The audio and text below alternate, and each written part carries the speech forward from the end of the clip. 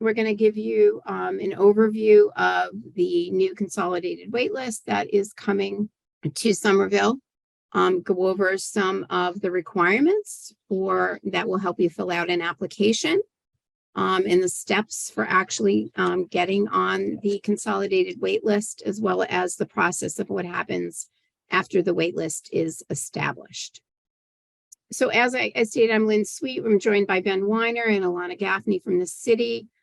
There's also assistance within the city with Adrienne Pomeroy, who helps with accessibility and ADA matters, and Meredith Gamble, who's with the Office of Immigrant Affairs, if you need documents translated or help with language assistance. I thought I would start by just asking for people to basically, raise their hands, to get a sense of the audience and how many people might be living in Somerville.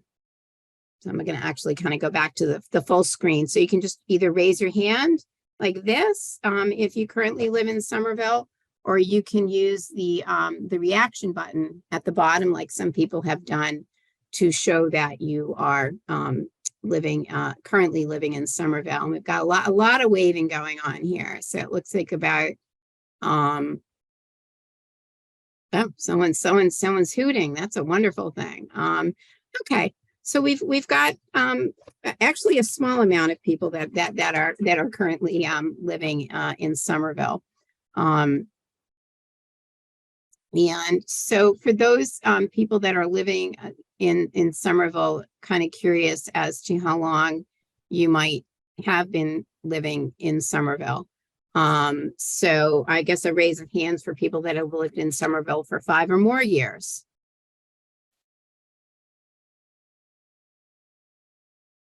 Okay, it's a much smaller group, less than 3 years. And less than 2 years. Okay, that's helpful. Thank you so much. So the next question to you is, have any of you heard about inclusionary housing in Somerville? There we go. Got some thumbs up. That's terrific. And a few hands are waving. So for those of you who know about inclusionary housing in Somerville, and you can certainly, unmute and kind of add your comments. Do you know what the units look like in Somerville and kind of what the rules and regulations are around physically the units, and how that might be the same or differ from market rate units? All right, we got a really shy group. So the wonderful thing about new inclusionary housing units is that they actually, and this is specifically for rental units, they actually need to be the exact same as the market rate units. So in the city of Somerville, for any new development that comes into Somerville, 20% of those units need to be set aside as inclusionary housing units. And those rental units will be rented to people at households at various income levels. It could be 50% of AMI, 60% of AMI, or 110% of AMI.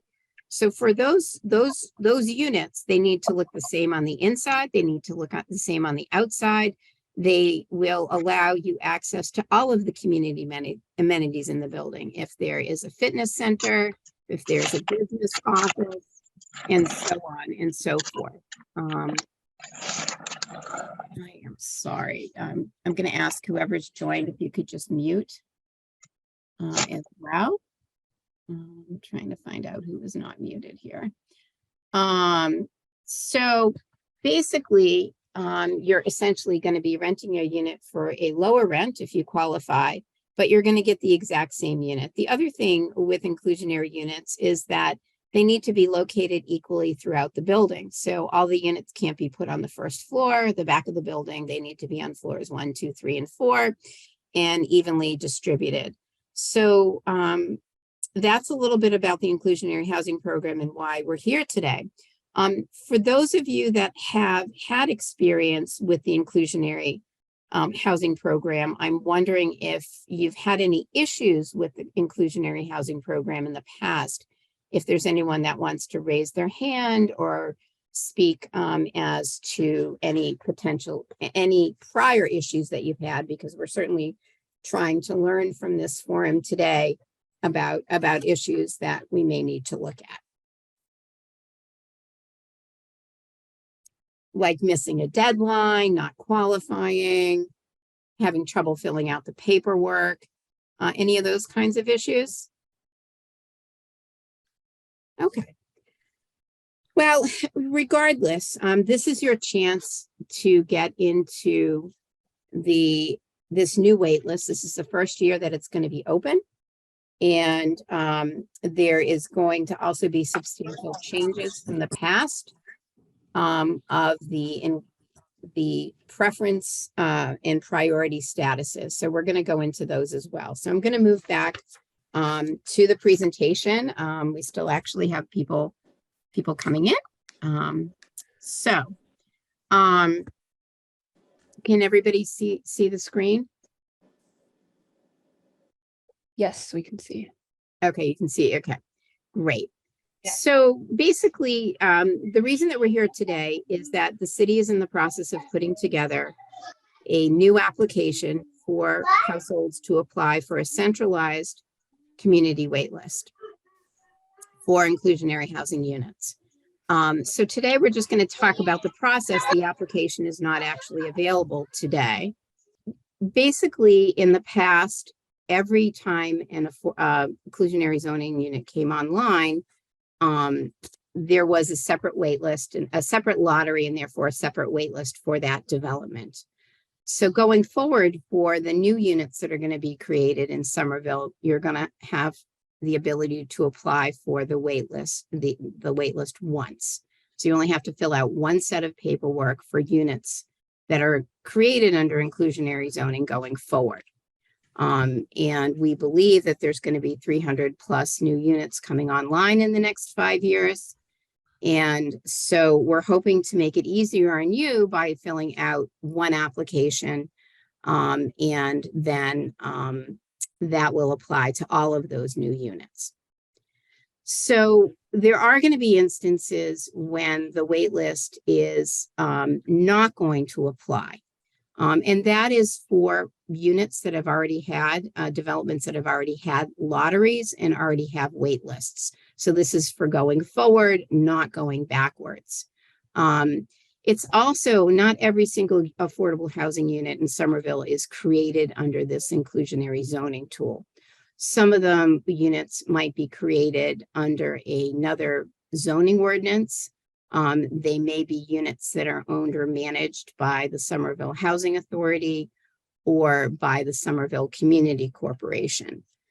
So just keep in mind that there are units that aren't covered by the program, but we're hoping that the majority of the ones that are going to be coming online will be covered right away. And just, a little note on that, we did include for those people that signed up in advance, and we put in the chat section a link to a flyer that allows you to sign up to the Somerville Housing Office so that you will get notices of not only when the centralized waitlist becomes available to apply, but any housing opportunity, rental, or ownership that might be coming online, or any news coming out of the Somerville Housing Office that you need to know. So we would encourage you after the presentation today to go online. All you need to do is fill out your name, your email address, if you want, your home address, and you will be in the know going forward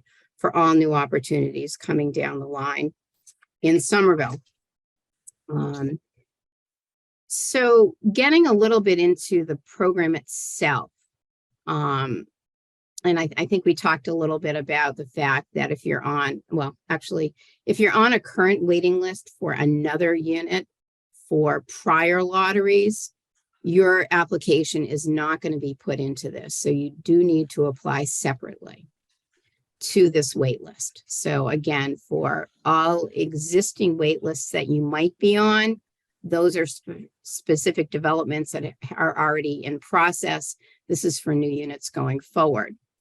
And so I'm going to go into a little bit more detail around the program itself. So as mentioned, there are specific income levels that are targeted by this program that are at the 50%, 80%, and 110% of AMI, area median income. Sometimes you'll also hear the term multifamily income. And the word affordable is tossed around a lot. And in this particular program, we do tie it to income limits. So that is why we have 50%, 80%, and 110% income. Because what's affordable for someone at the 50% income level may not be, is not going to be affordable. I'm sorry, for someone at the 110% income level may not be affordable for someone who's at a lower income level. So this program is designed to hit a number of different levels of income throughout the city. The income levels are set by the federal government. They're set once a year. And the rents are basically calculated based on those income levels so that a household is not paying more than a third of their income on housing costs, which under rental programs includes rent and utilities. So for example, a 4-person household that is at the 50% income level would have an income limit of $70,000. And at the 80% income limit, that same 4-person household has an income limit of $111,000 and change. And so to kind of tie that into, well, what does the rent mean for somebody who is at the 50% level in a 4-person household? That's tied again to the number of bedrooms in a unit. And in our example, your rent would be $1,402 if you're at the 50% level, the unit's being rented at 50%, and that should cover both your income, your rental costs to the landlord and your utility costs. And I do want to point out that all affordable housing in Somerville follows the fair housing, the rules and regulations of fair housing. And those are set by both the state and federal government. So the first step in the process is also outlined on the flyer, which is we encourage you to sign up to the inclusionary housing notification list. And this, when we have given you an email, a website to go to here, www.somervillema.gov/inclusionary. You'll click on this link here that says affordable housing, and you can put your information in and start getting information right away of all housing opportunities. And I can also have my staff put that direct link in there for you. On the flyer, there's also a QR code that you could put your camera over and click on, and that will also bring you to the sign up site. So step 2 in the application process is actually filling out the application. And when you're getting ready to fill out the application, it's probably really important for you to go and gather all of your records so that you understand what information the application is going to ask for. At the end of the day, the most important thing is to understand what your gross income is and what your total assets are. And go into that in a little bit more detail, but that is really the main information, the first information that the city is going to review or their consultant to see whether or not you qualify to be placed on the wait list. The other is to understand how many people comprise your household and who's going to be living in the unit. Because they match the number of people in your household to the number of bedrooms when they're determining what kind of unit you might qualify, whether you qualify for a 1-bedroom, 2-bedroom, or 3-bedroom. The last is to understand what kinds of priorities and preferences you might qualify for that will help you, in essence, move up the wait list or have more consideration. In addition to the application itself, there is an informational an optional document to fill out, which is demographic information on you. Again, it's optional. All the information will be kept confidential. It's really important to understand this information is not going to be shared. It will be on a secure server. And that demographic information is really valuable to the city so that they can find out whether they're reaching the households, all households within the community, and they understand what their needs are. So regarding household size, there have been a number of changes to the existing inclusionary program, and this is one of them. In the past, if you were a married couple or in a domestic partnership, which includes 2 people, you would qualify for a 2-bedroom unit. Under the new rule, partners are going to be required to share a bedroom. And the only exception to that is if you have proof that there is a medical need for separate bedrooms. And you don't need to say what that medical need is, but you will need to provide a letter from a doctor saying that there is a need to have separate bedrooms. In addition to how household size is regulated, that helps you determine what kind of unit you can apply for, meaning a 1-bedroom, 2-bedroom, 3-bedroom, 4-bedroom. There are some, on the other end of the spectrum, there's sanitary code requirements that limit the number of people that are living in a unit. And all of that will be outlined in the application when it's issued. And with regard to financial information, we find that it's helpful to understand that what they're looking for in the application is your gross income, that total number, that big number that is listed before your employer takes out taxes and health care and other kinds of things. So that is what the gross income number is. They want to see that bigger number. And this is another change. There is also an asset limit so that your total assets cannot exceed $75,000. Under the old program, that asset limit was $250,000. So assets are basically your checking account, your savings account, your retirement account. And your retirement account can be looked at as to cash value, because if you take it out today, there might be penalties. So within every rule, there's a bunch of little exceptions as well. And again, all of these are going to be explained in more detail. I'm just trying to kind of give you a high-level overview. And the last thing is that mobile rental vouchers are acceptable for these units, with the caveat that as long as that rental voucher is in an amount that will cover the rent. So most likely, if you're getting a 50% unit, your voucher is going to cover that 110%. If you're bringing a voucher from another part of the state, may not. So it's important just to check in with whoever's issuing the voucher to know what that dollar amount is. So this is the next, this is really important here. So there are three preference tiers within the city. And this is one of the big items that's changed from how the city handles the inclusionary housing requirements from the past.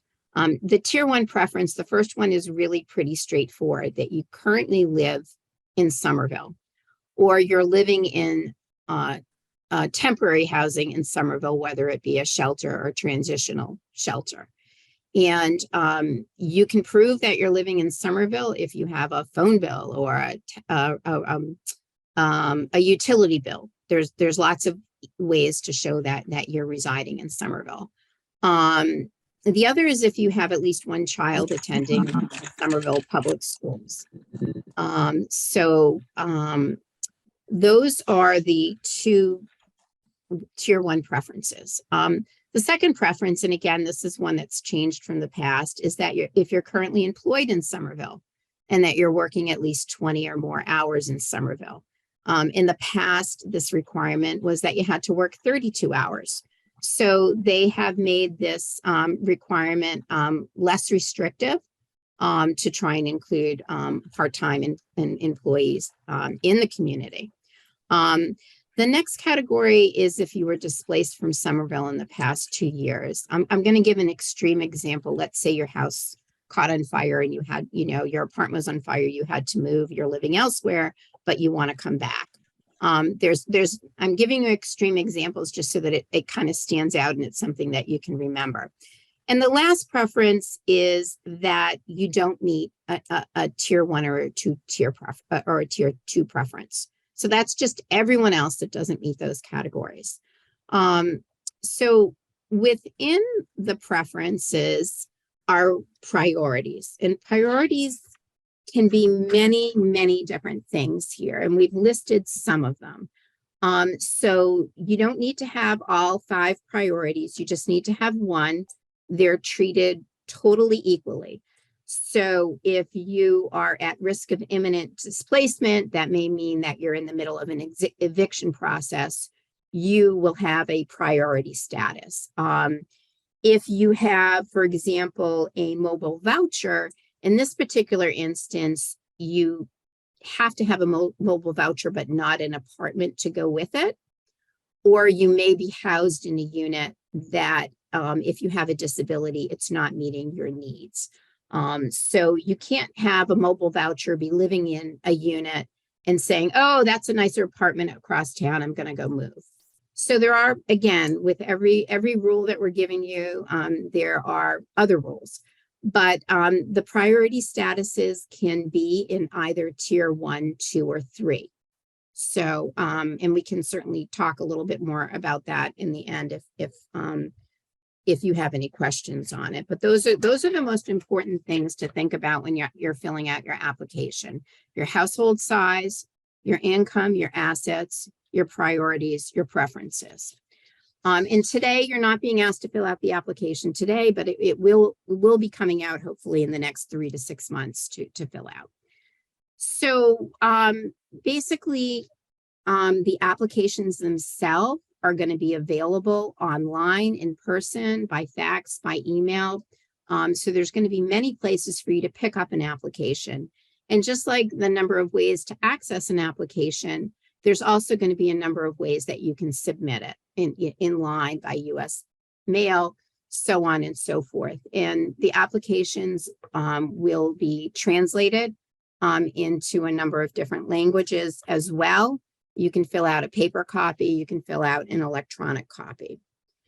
And so now I'm going to go a little bit more into how does the program work. So today we're asking you to sign up to be notified about it.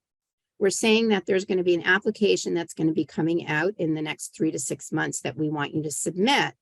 So once you submit that application, either the city or a consultant is going to review that application, and they're going to determine what's your household size? So what bedroom, what number of bedrooms are you qualified for? Do you meet the asset and income limitations? And do you have any preferences or priorities? So then what they're going to do is they're going to say, check, check, check, all 5 things checked. Yes, you qualify to be in the program. And they're going to issue in writing a letter saying you qualify, but more importantly, they're going to give you a unique number that is going to be your number that identifies who you are on the wait list. Again, and some of that by giving you a number that is protecting your, personal information as well.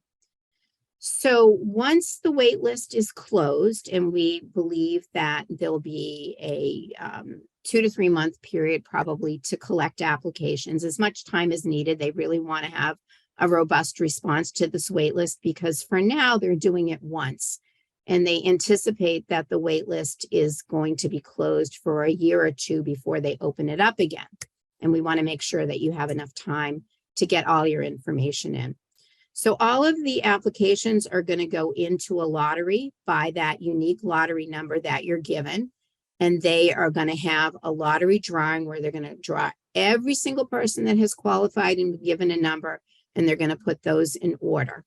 And it's important to know that you don't need to be present at the lottery. We don't know whether it's going to be in person or online, but you will be provided with information as to how where your number is on the wait list. And then after the wait list is established, when a new unit becomes available, either the city or the city working with the developer of the development will reach out to you because they're going to need additional information. So this paper application today is asking for information. Once you're getting closer to being high enough on the wait list to be eligible for a unit, there is going to be additional paperwork that they're going to ask for. First and foremost, they're going to ask you to verify if any of your information has changed. And then they're going to collect backup documentation from you.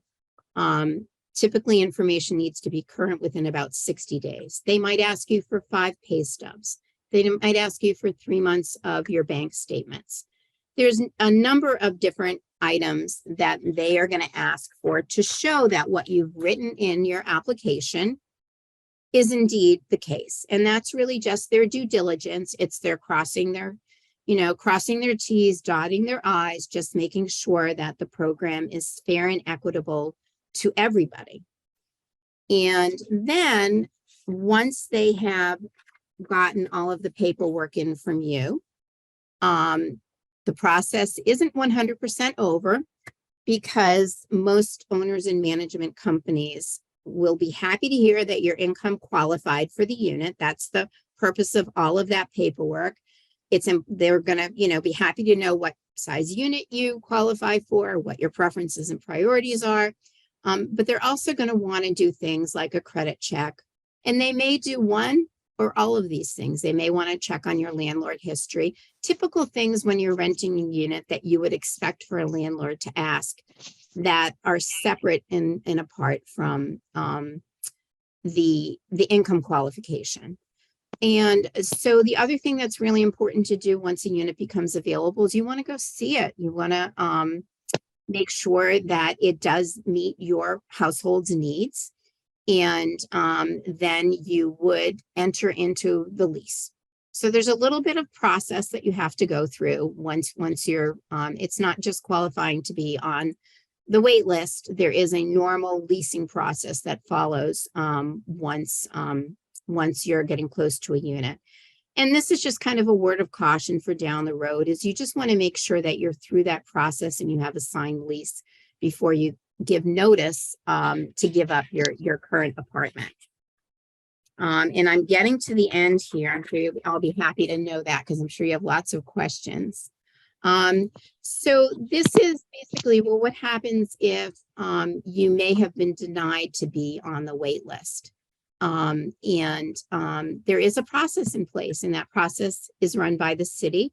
You can provide documentation saying, well, here's why I think I qualify. Can you take a second look and provide that paperwork to the director of the housing division?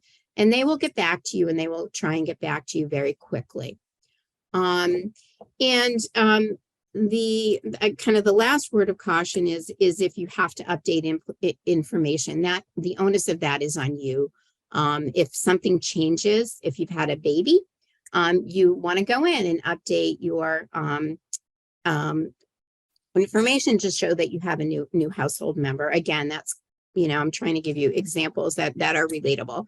And I think I had mentioned that the wait list is going to be updated every 1 or 2 years. So it's really important at this point that you consider getting on it, because we're not sure the next time that it's going to open up. And just because we know that there are 300 or more units being permitted in the next 5 years, they're going to be continuing to add units, so that there may be another 100 coming on in 6 years or 7 years. Somerville is very housing forward. I know they want to keep adding as much affordable housing as they can. So I just want to thank you for your time. I did want to mention one other thing that I don't think I mentioned, is that the city staff does have, they do have virtual hours. And if I'm wrong, I know Ben or Alana will chime in. They have virtual business hours on Thursdays from 5:30 to 7:30. So if you have any questions and you want to chat online with somebody in person, you can do that. And as the weeks go on, we will be working with them to add more documentation to the inclusionary housing website about different programs. So I'm going to stop sharing and stop talking because I want to hear from you, and I'm going to ask my staff if they've been following along. Are there if you have any questions, you can either raise your hand or unmute yourself. But I just wanted to check in with Kimberly and Elizabeth to see if there's anything in the chat that's come up that we should address. My name's Ariella, and I did have a question regarding the wait list. So I'm a single person, so I would obviously apply for a studio or a 1-bedroom.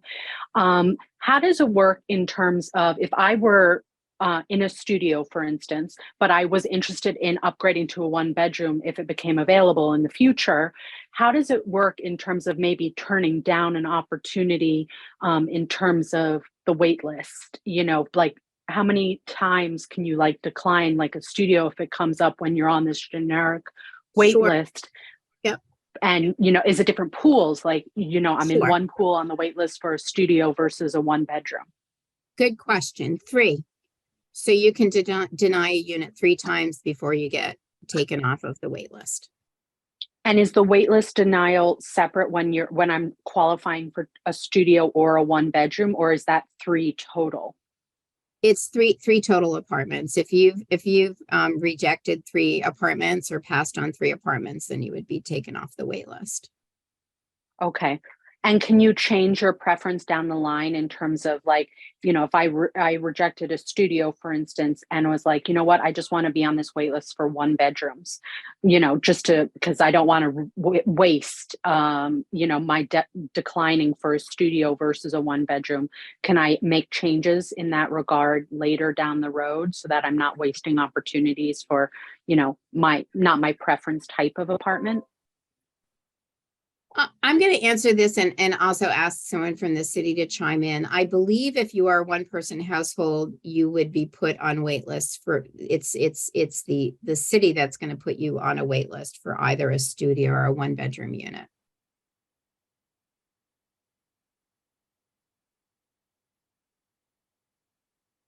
Okay, not hearing from either Ben or Alana. I'm assuming that's what the answer is. Oops. Just responding to a couple of questions in chat. The question was, are wait lists for a 1-bedroom versus a studio, whether it be separate wait lists? Yeah. Yes. Yeah, so there would be separate wait lists for either unit type. So if you are interested in applying for both a studio and a 1-bedroom, then you would be placed on a separate wait list for each of those unit types. The reason being that there may be folks that that a studio would not meet their needs, or maybe they prefer a studio unit. And so we do separate out those wait lists. So going back to declining 3 times, does the 3 times be per person, or then 3 times for a studio, 3 times for a 1-bedroom? So it would be for that unit type. Okay. So you could maintain your place on the wait list for a different type of unit. For example, if just wanted to double check.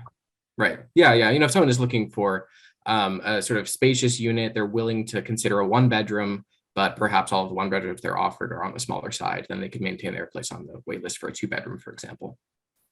Okay. Thank you. Sure.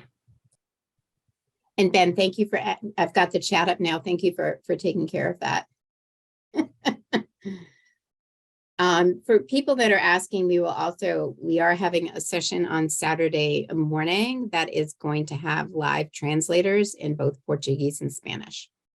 And all the documentation will be translated and posted. We just don't know how fast that's going to get up. Okay, I'm just looking to see if does anyone want to ask a question live while I'm scrolling through and seeing. Elaine has her hand up. Okay.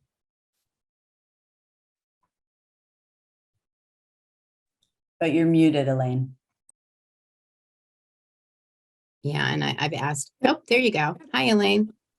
I put my application into the Somerville Housing Authority several months ago. Is this an application that I need to do in addition to that? It is going to be an additional application because the Somerville Housing Authority has their units that they oversee and they manage and they lease out. And this is going to be for new units coming from the inclusionary inclusionary housing. Yeah. Okay, so but that application will not be available for a while yet. Is that correct? Correct. Yeah, it's not Okay. available just yet, but please sign up for the notification list. Okay, thank you. Okay, and it looks like Emma has a hand up. Yeah, can you give us an idea of, how big these wait lists are and how many units are available, and if you're in tier 1 or tier 2, what the options or even timeline, if you know it, would be to be able to get into one of these units? I can give you the information that we have today. We know that there are units that are currently under construction. And so we don't know when exactly they're going to come online. We just know that there's over 300, maybe 350 that have been permitted, but the developers need to build the buildings.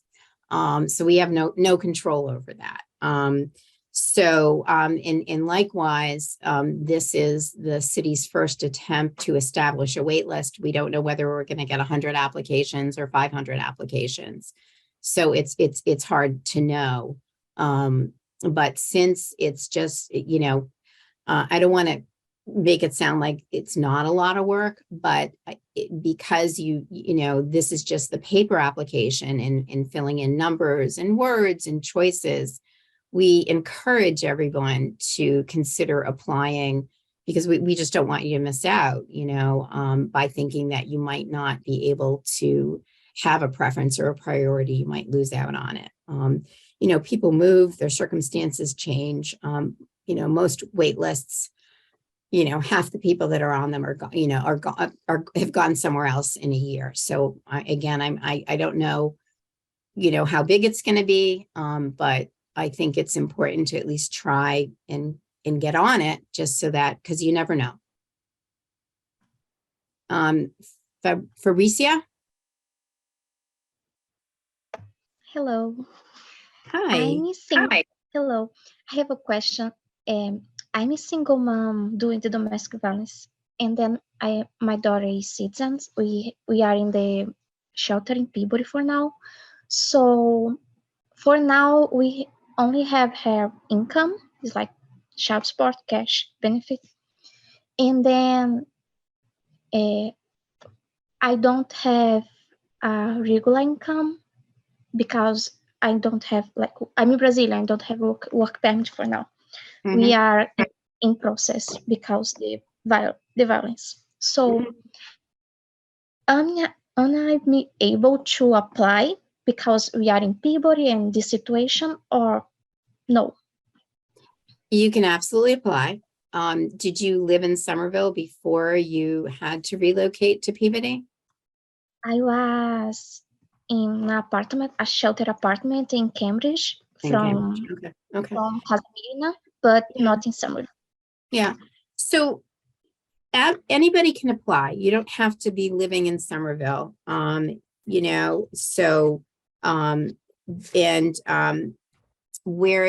Is your child in school? School age yet? He's in preschool. She's 2 years old And where's that? in Peabody. In Peabody. Okay.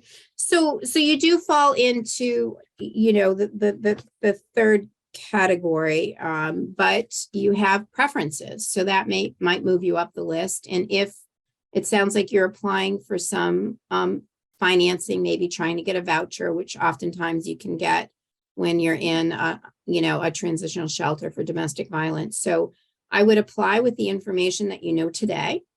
And as your circumstances change, you have the ability to update that information. Okay. Yeah. Thank you. Oh, you're very welcome. All right. I'm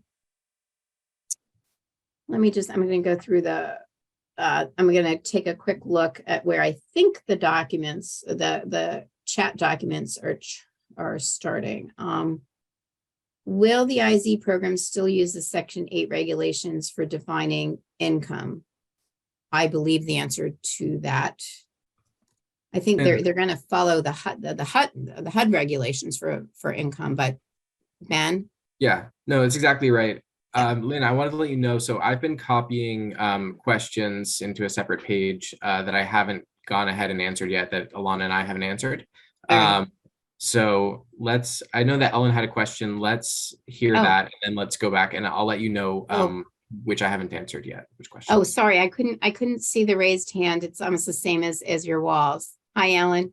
Hi, thank you. No problem. I just had a question. I think, as you know, sort of one of the most difficult parts for tenants applying for inclusionary, at least in the past, has been the issue of establishing, all the deposits into their bank accounts and Venmo. And I'm just trying to understand, is that the level, like when that level of screening will be done? Is that level of screening going to be done initially when everybody applies, or when someone comes to the top of the wait list and there's a unit available? It's the latter, when a unit becomes available. Great. Yeah, Thank you. you're welcome. All right. And Oh, Oop. sorry. Should I start reading out some of the questions that we Sure, didn't you address can- yet? you can- And Yep. I'm happy to answer some of them. I'll leave some of them to you. Okay, great. All right. So I think the first question that came up was, if by the time new units become available, what if your circumstances have changed so that you wouldn't fit into the tier or priority that you are in when you originally applied? You're going to have to update that information at that point in time, and the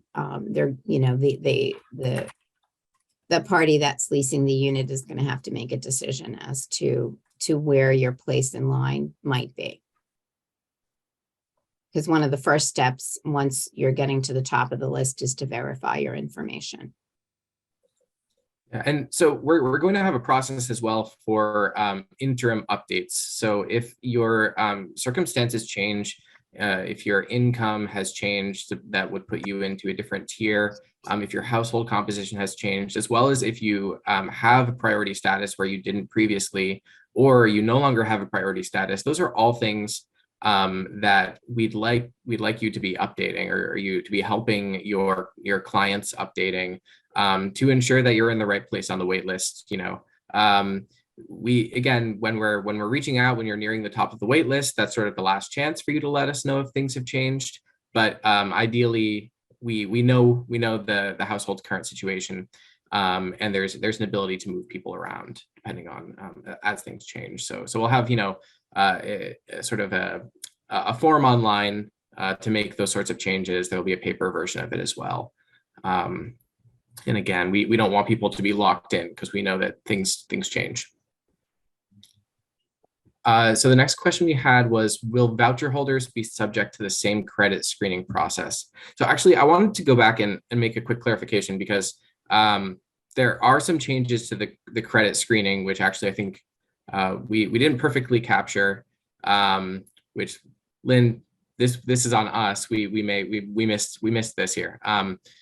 But there are some changes to credit screening, where actually credit screening is only going to be used for the screening for this wait list when there's no rental history that can be referred to. So the first thing that landlords have to be looking at is whether these tenants are able to pay their rent, whether they've been making rent payments, they're a reliable tenant. Where that's not available, credit can be used, and even then there are some exceptions for credit denials.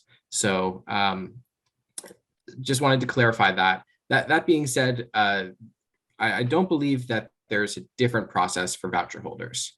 Yeah. Right. We're hopefully making showing that rental history is easier, hopefully for voucher holders. And you can't be denied. And I didn't mention this. I think it was on one of the screens. You can't be denied a unit for not having a rental history. Exactly. So our next question, I think Alana answered that one. Can you require that each new owner provide you with its tenant selection plan and criteria? and that owner be required to provide all documents upon which any denial is based. Yes, absolutely. We do that currently. So we actually work with all of the property managers that have inclusionary units in their properties to develop a plan.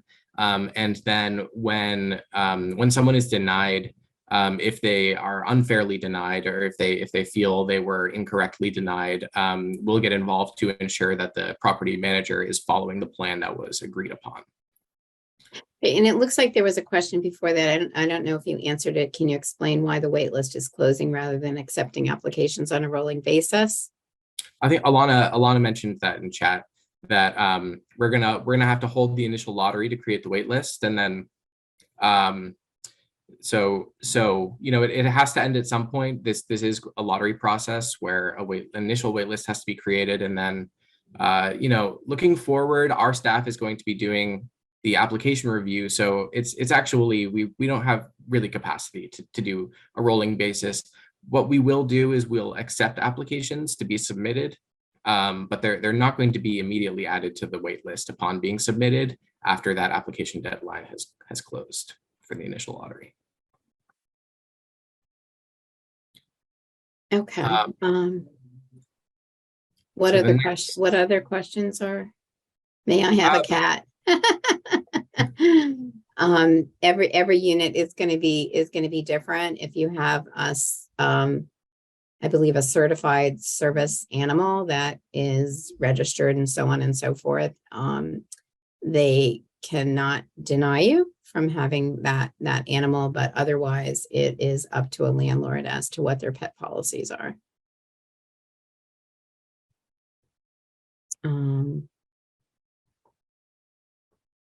Right, it says, are there housing options available for those who make less than 50% of area median due to a disability? And that's kind of it. There's kind of a lot of layers for that. There are developments out there that use some financing tools that have units that are at 30% of AMI. So it's hard to know whether or not any of these new developments that are coming online will have units at 30% of AMI. Those are typically under a tax credit program. Certainly going to a housing authority that has project-based units might be an option as well.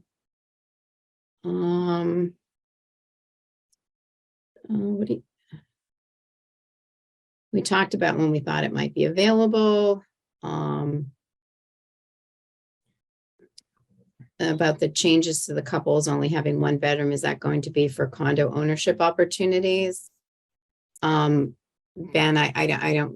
this particularly is for rental, but I suspect that if they're making a rule, it's across the entire portfolio. Well, so not for the time being, no.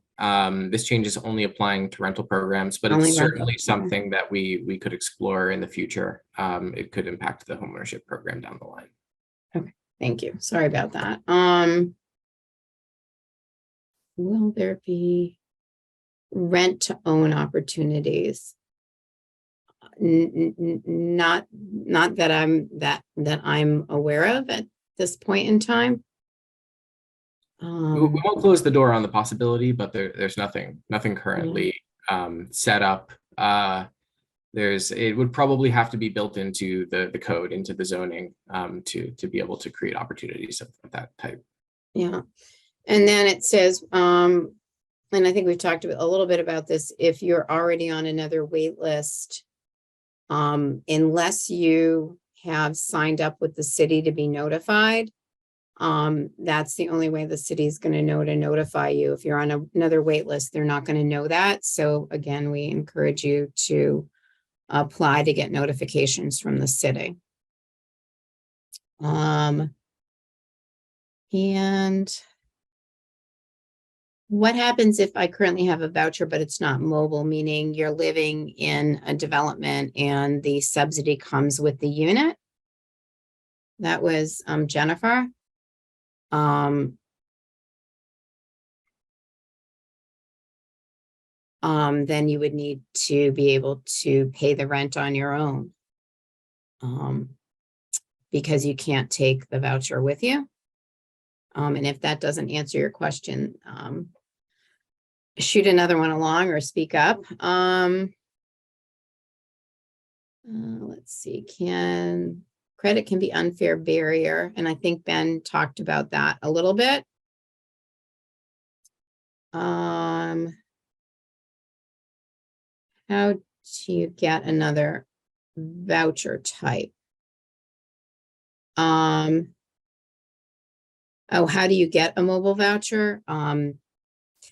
Not easily, unfortunately, they are few and far between, but I would reach out to the city and to Somerville Housing Authority to see if there's a way to get on the Section 8 or MRVP or other wait lists for a mobile voucher.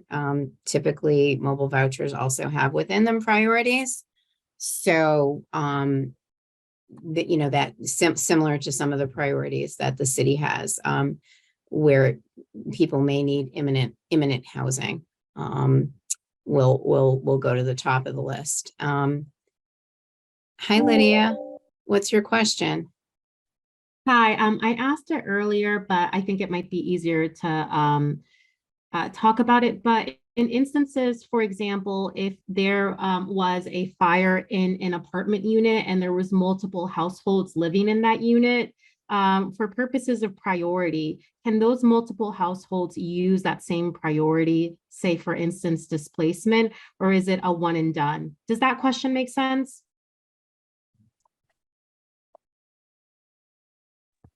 So are you saying that someone has been displaced because there was a fire in their household and they've used it to get a unit? Can they use it like a second time?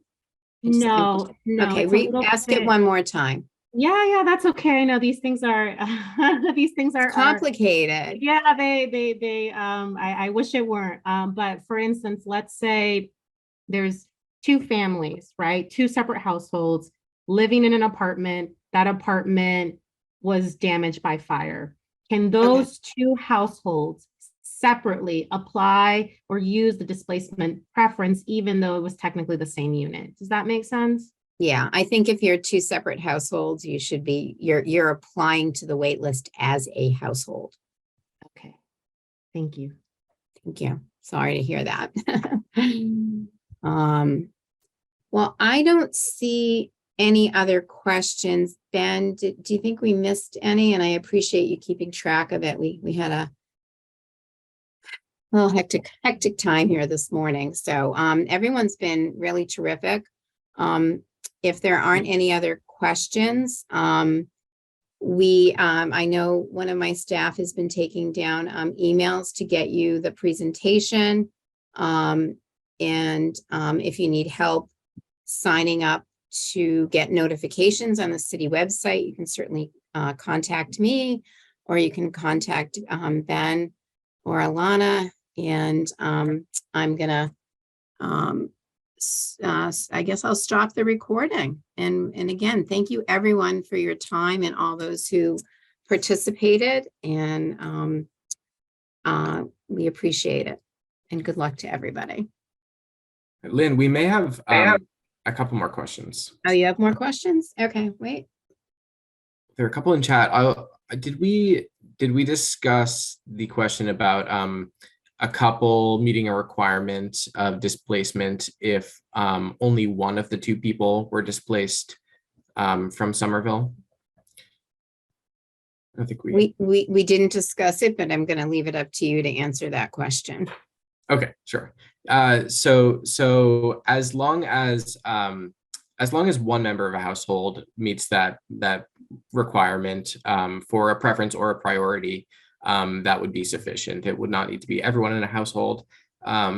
Just as a note, though, there does need to be for unrelated household members, just in case you're referring to a household where they're not married or they're not family members in some capacity. There would need to be documented history of living together in order for them to be considered a household. But besides that, the preference and priority part would only need to apply to one household member.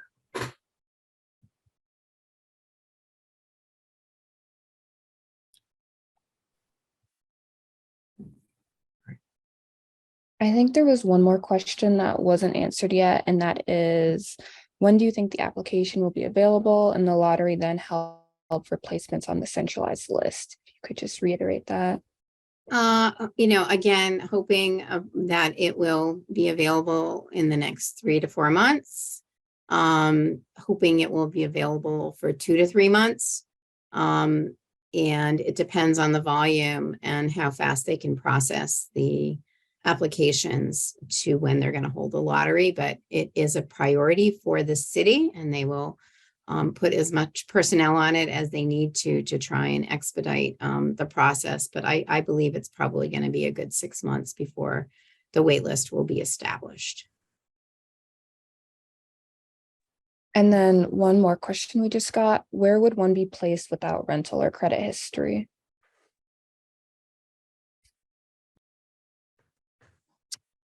So not having a rental or credit history is not going to impact your place on the wait list.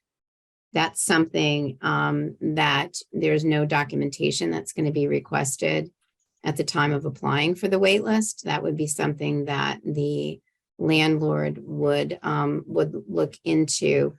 And if there isn't a rental or a credit history, they may start looking at your bank accounts and your employment paychecks and whatnot to show that you have the ability to pay the rent. See if there's anything else we missed. We did note that somebody did put some comments in the chat about some issues they've had. We appreciate that information. And I see Michael has his hand raised. Hi, yeah, you might have already answered this, so sorry if I missed it. But how long did you say the wait time for getting on the wait list is on average? Is it 6 months? oh, no, not so I'm sorry, I probably wasn't clear about that. Following these series of presentations over this week and next week, the city then needs to finalize the application itself and make sure that it's translated and available to everybody. And that's going to probably take 2 or 3 months to work that out. Then once they open the application, they're going to open it for a good 2, 3 or more months to make sure they get everyone's applications in the door. So the wait list will be established once the applications period has closed and all the applications have been reviewed and given a number. And then within a couple weeks of the lottery, people will be notified of their place on the list. As far as units becoming available, again, we don't have any control over that. There are units that are being built today. So it depends up where you end up on the wait list and what units are coming online. But I think we're talking about a minimum of 6 months right now. All right, thank you. So, okay, you're welcome. Again, thank you all for attending. We Hey, just Kim. got one more question in the One more chat. question. Oh, wait, in the chat? Really? Yes. I don't see it. That's interesting. And so what does it say? It says, what is the outreach plan to solicit applications, given that many residents who need to be on this wait list are not able to access a computer?